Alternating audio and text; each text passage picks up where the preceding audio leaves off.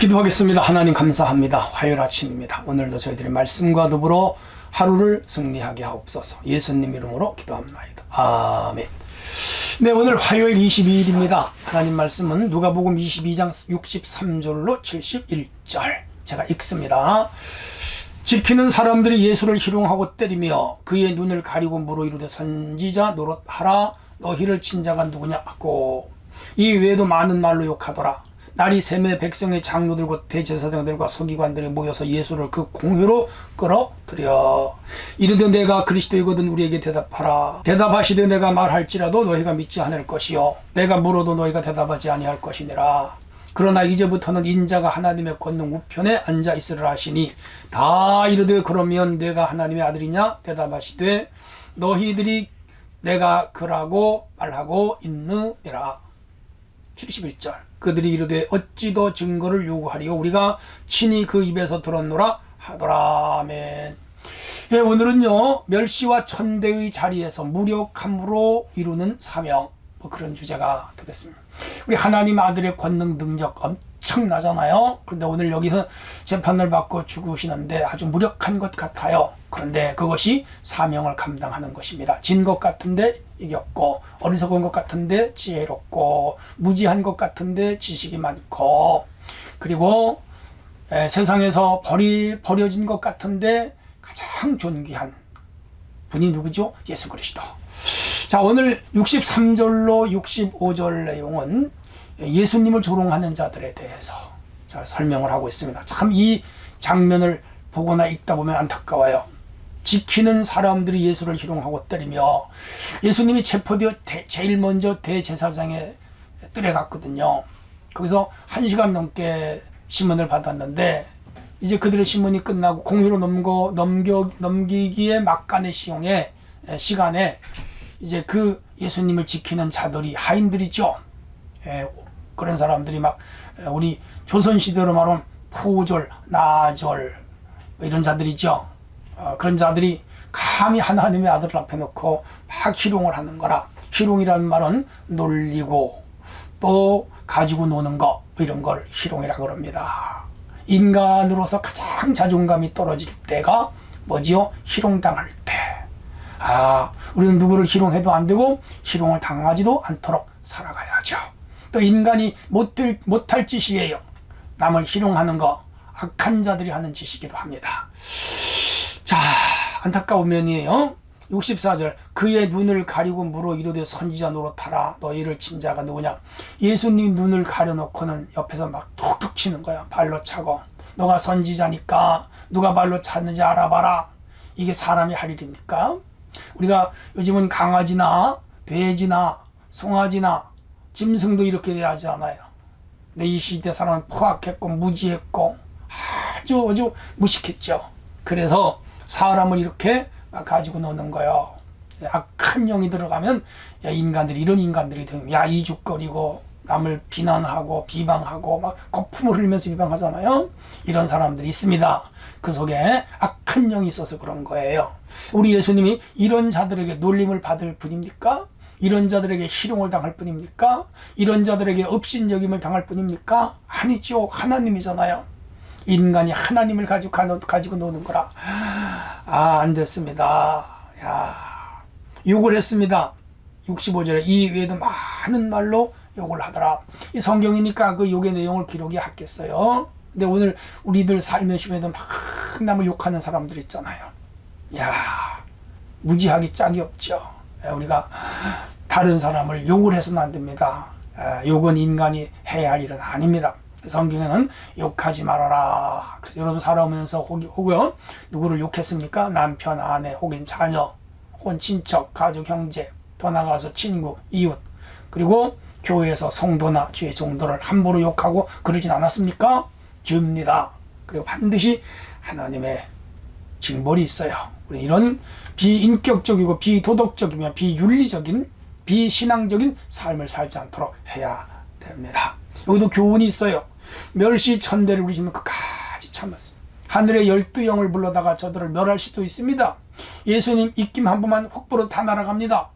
그렇지 않겠어요? 머리를 걸어가시고 병이어를 기적을 베푸시고 죽은 사람을 살리신 주님이 이 사람들 산 자를 죽이기도 하시고 죽은 자를 살리기도 한 능력이 그냥 얼마든지 가능하죠. 그런 능력을 쓰지 아니하시고 그까지 잘못했어요. 우리도 살아가면서 큰 어려움이 있어도 모욕을 당해도 멸시를 당해도 놀림을 당해도 희롱을 당해도 참는 것, 그게 믿음이에요. 누구처럼? 주님처럼. 그리고 주님을 믿는 일은 많은 고난이 따른다는 것을 각오해야 돼요. 나를 따르는 자는 자기 십자가를 지고 나를 따라라. 그래요. 가지 십자가 지는 그런 심정으로 인내해야 됩니다. 그리고 끝까지 참고 견디는 자가 구원을 받죠. 오늘 우리가 이런 믿음을 소유해야 됩니다. 자, 66절에서 71절은 예수님을 신문하는 자들에 대해서 또 설명을 하고 있습니다. 자, 날이 샜습니다. 캄캄한 새벽 한 3시쯤에 예수님 끌고 갔잖아요. 그리고 한 4시 반 5시 날이 샜습니다.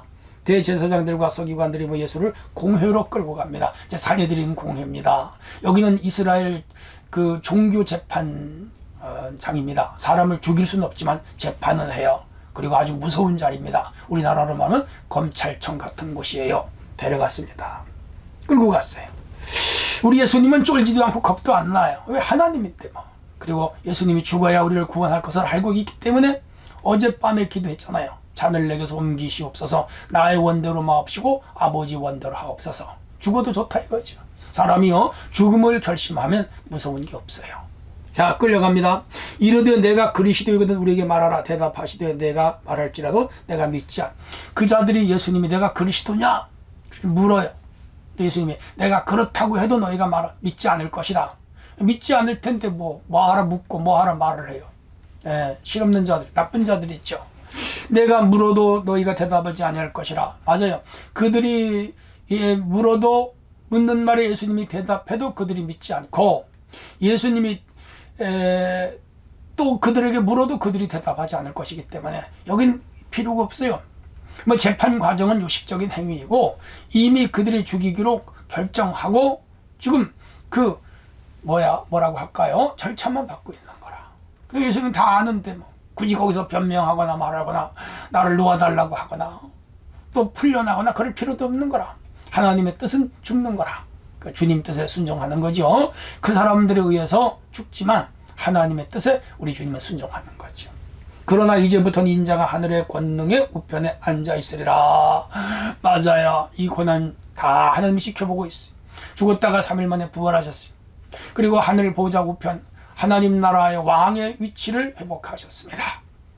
그래서 마태복음 28장 18절에 제자들이 이렇게 말씀하십니다. 하늘과 땅의 모든 권세를 내게 주셨으니 그러므로 너희는 가서 제자를 삼아 성부와 성자와 성령의 세례를 주고 내가 분부한 모든 걸 가르쳐 지키게 하라. 그렇게 명령을 하시잖아요. 하늘과 땅의 권세.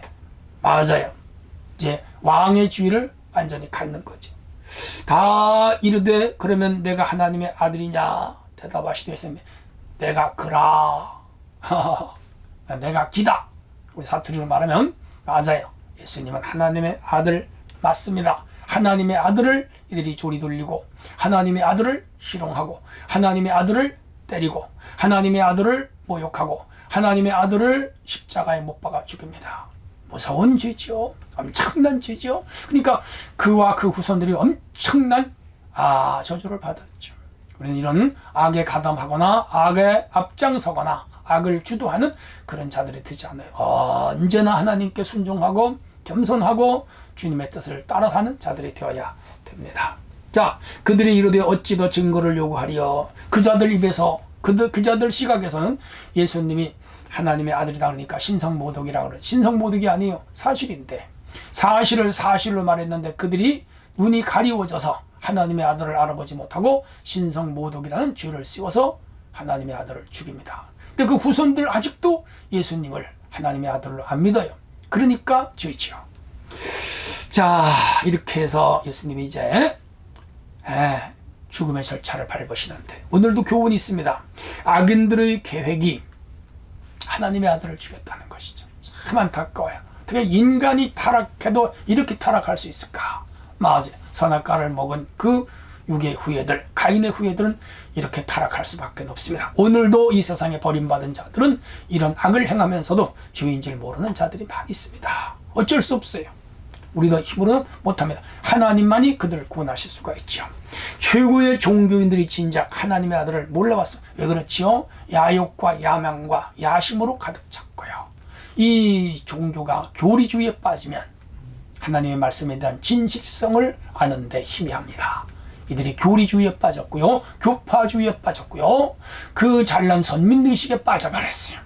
우리가 잘못된 가치체계에 빠지거나 혹은 이데올로기나 이념에 빠져버리면 이렇게 되는 겁니다. 야, 우리는 어떠한 죄악이나 또한 세상 이념에 빠지지 않도록 해야 됩니다. 자, 우리는 악을 행하지 말고 언제나 선을 행하자, 뭐 이런 교훈을 받습니다. 이 악인들의 행위를 보면서 우린 저렇게 되지 말아야 되고 선하게 살아야 되겠구나, 이렇게 다짐하고 결심해야 할 것입니다. 자, 오늘 하루도 주 안에 승리하기를 바랍니다. 하나님 감사합니다.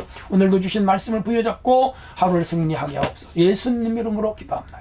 아멘.